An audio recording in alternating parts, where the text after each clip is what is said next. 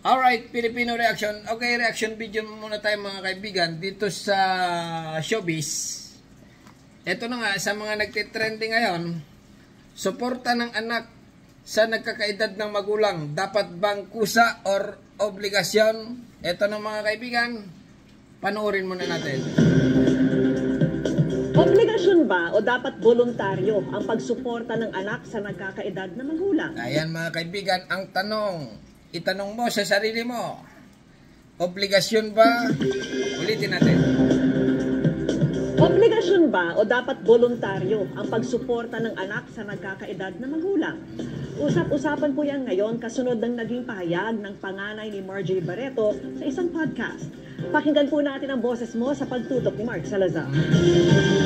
Marjorie, anak ni Marjorie Barreto, nagsalita na. Pwede magkaroon ng utang na loob sa isang bagay na dapat nilang gawin para sa iyo. Pumukaw ng diskusyon online ang naging pahayag ng panganay ni Marjorie Barreto na si Danny sa kanyang podcast na dapat daw ang suporta ng anak sa nagkakaedad na magulang ay ibinibigay ng kusa at hango sa pagmamahal. Okay, yan ang kanyang opinion mga kaibigan, ibinibigay ng kusa at hango sa pagmamahal. Maliwanag na hindi obligasyon. Ganon ang ibig mong sabihin, Danny? Imbis na obligasyon. Hindi raw sinasabi ni Danny na huwag alagaan ng mga anak ang kanilang mga magulang o huwag silang tumanaw ng utang na loob. Pero mayroon daw kasing ilang magulang na nang-guilt trip o di kaya'y nanunumbat para obligahin ng mga anak na tulungan sila. Pagdidiin ni Danny, Ang opinion ko po is that giving back should be voluntary, not obligatory. Okay, sasagutin na natin mga kaibigan ang medyo opinion ni Danny, okay? Ang masasabi ko lang dito mga kaibigan, suporta ng anak sa nagkakaedad na magulang, dapat bang kusa o obligasyon? Ang sagot ko dito ay obligasyon mga kaibigan, okay? Ipagpalagay na ang nanay mo ay magulang, ay mayaman, mayaman, okay? Ngayon, ang ibang anak, mga kaibigan, ay walang kusa. Walang kusa magpadala dahil nga may prinsipyo na gustong yumaman. Okay? Ang sa isipan nito, kailangan ko yumaman, ang nanay ko naman mayaman na rin, hindi ko na kailangan magpadala. Okay? Ayan ang problema. Walang kakusa-kusa ang anak minsan. Okay? Pero i-continue lang natin para maintindihan pa natin. Feeling ko po kasi ang pagbigay sa magulang at giving back in general is because mahal mo yung mga magulang mo. You wanna spoil them. Gusto mo silang bigyan ng magandang buhay. Gusto mo iparamdam sa kanila yung pagmamahal na binigay nila sa'yo. You wanna give back because out of love, hindi dahil sinumbat nila sa'yo lahat. parang wala namang debate doon. Sabi ng ilang kabataang nakausap namin, parang balik tanaw lang sa mga ginawa nila para sa atin. pero paano sa sitwasyong gusto mong suportahan ng iyong magulang pero wala kang kakayanan? 5 po kami magkakapatid pero Di gumawa ka ng paraan. hindi po ganun kalakihan yung sahod ni mama. Pinagkakasya niya pa rin po. So gumagawa po siya ng paraan para makuha po. So ganun din po yung gagawin po namin sa kanya. Tama, medyo yan mga kaibigan ang ugali ng Pinoy. Okay? Pag ikaw ay nasa abroad, ay kailangan mo magpadala ng pera, kapirahan sa magulang mo. Kasi nga, siyempre, pag maghingi sa'yo, nakakakonsensya pag hindi ka nagbigay. Pangalawa, kain ka ng kain ng masarap, isipin mo yung magulang mo, baka walang pera doon, yung mga kapatid mo, kailangan. Okay? Parang hindi ka rin makakain ng masarap kahit ang ulam mo ay lechon. Kasi nga naiisip mo yung mga magulang mo ay kailangan din makatikim kung ano ang naranasan mo sa iyong buhay. Okay? Ngayon, mga kaibigan, may mga nagpapayo na ang pera, kung gusto mo daw yumaman ng todo, ay wag mong ipamigay. Sa magulang, kahit nung humingi, ganon. May mga ganon. Kung gusto mong maging successful, ayun mga kaibigan ay mali. Dahil nga ang magulang, ay inanak ka niyan, inalagaan ka niyan mula bata hanggang ikaw ay naging malaki, okay? Lumaki. Nung araw nung ikaw ay bata, kinarga-karga ka niyan, hindi ka niyan pinabayaan. ikaw, nung bata ka pa, nanghingi ka ng mga candy, pambili ng mga lollipop, ganyan. Eh, yung pambili ng bigas, binibili nila ng lollipop para ibigay sa iyo. Okay? Ngayon, ikaw malaki ka na, matigas na ang ulo mo, nagkaroon ka ng mga bagay-bagay na sa isip mo siguro, ay, may pera naman ang mama ko. Bakit pa ako bibigay? Okay? Pag matanda na ang mama ko, idadala ko na lang sa home for the agent. Ganon. Kawawa naman mga kaibigan. Okay? Ngayon nga, napapag-usapan dito, ay obligasyon ba talaga? Totally, ang sagot ko mga kaibigan dyan ay obligasyon. Okay? Kasi nga, halimbawa ikaw ay mamatay na, pumunta ka na sa langit, itatanong din niya sa iyo ni San Pedro. Ha? Halimbawa lang ha, ikaw ay Ningning. Nung ikaw ba ay nabubuhay, halimbawa si San Pedro, nasa langit ka na. Ikaw ba, Ningning? Nung ikaw ay nabubuhay, yung magulang mo ba ay pinapadalan mo ng kapirahan? Opo. Nasagot mo siyempre, opo. Pero konti lang. Ganon. Ganon. Pero nagpapadala po ako ng pera. Nung tumanda na yung magulang mo, inalagaan mo ba siya ng maayos? Ang sagot mo ngayon, hindi ko po siya nalagaan ng maayos kasi nga, dinala ko po siya sa home for the agent. Kasi nga, yung aking sagabal siya sa magiging buhay ko, ganon. Nako, Ningning, I'm sorry. Sabi siya ni San Pedro, malaking kasalanan yan, okay? Yang ginawa mo sa iyong magulang na hindi mo siya inalagaan hanggang siya ay tumanda, pero nung ikaw ay bata, inalagaan ka niya, binigay niya lahat ang gusto mo, wala man siyang pera, pambili ng gatas mo, ginawa niya ng paraan, kasi nga obligasyon niya na ikaw ay palakihin. Okay? Ngayon, ikaw naman, lumaki ka na, yung obligasyon mo sa magulang mo ay hindi mo ibinigay ng maayos. Kaya ang masasabi ko lang sa iyo, ang hatol dyan na San Pedro mga kaibigan, dali nito sa impyerno.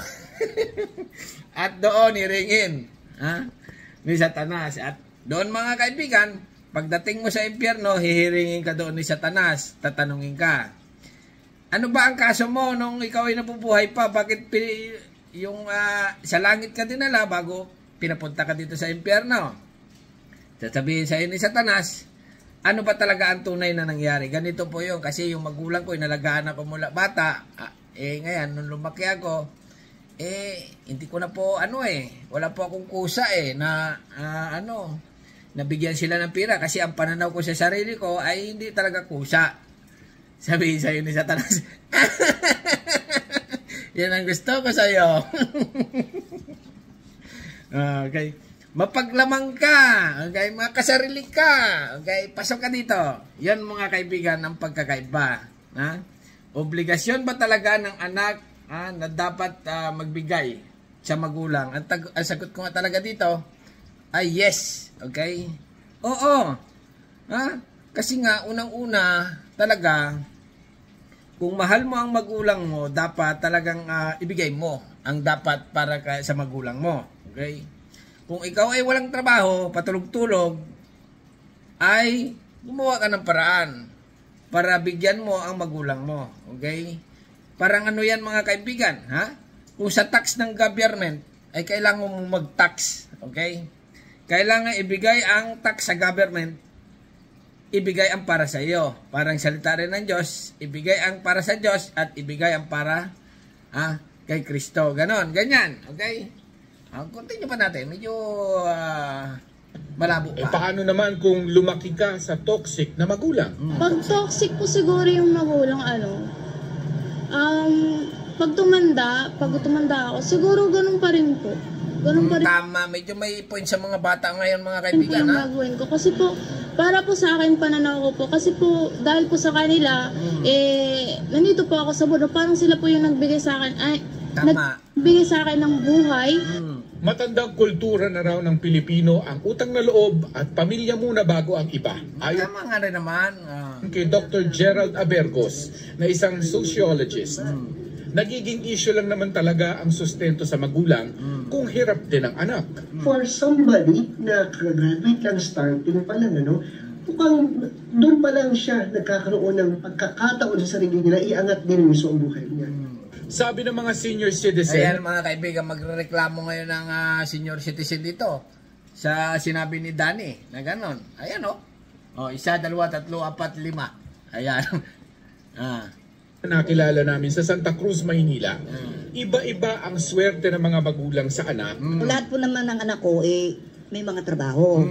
So far, with regards dun sa pangangalaga, nalagaan naman po ako.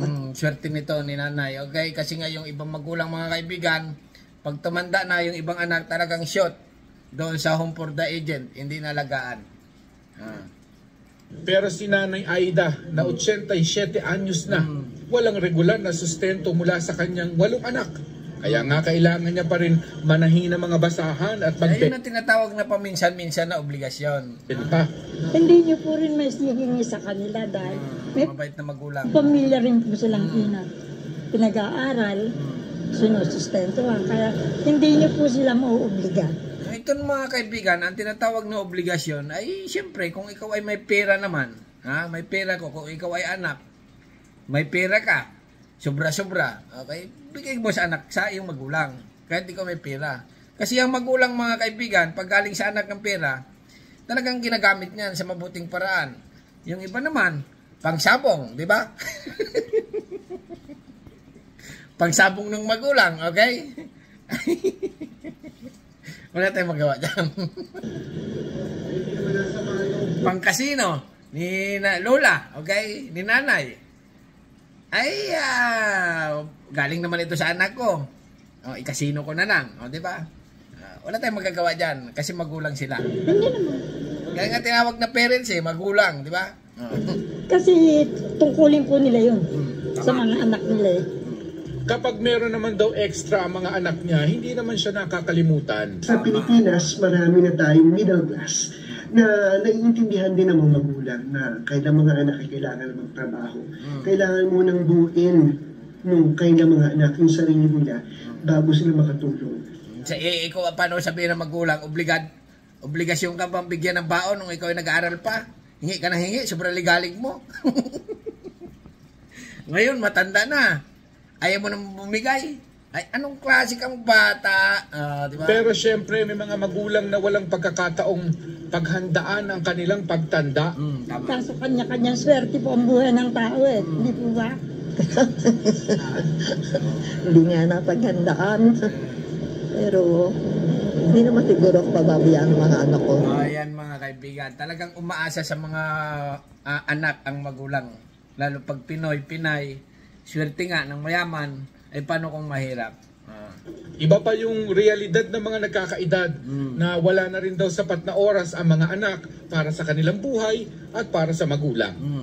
Para sa GMA Integrated News, Mark Salazar, Nakatutok 24. Alright, yan mga kaibigan na nagtitrending ngayon. Na isang katanungan nga, kung ikaw nga ay tunay na Pinoy, kung ikaw ay may pagmamahal sa magulang, okay? Obligasyon ba ng isang anak na padalhan ang magbigay ng kapirahan sa magulang? Pira na rin ang pag-usapan dito, okay? Ang sagot ko dyan ay obligasyon mga kaibigan, okay?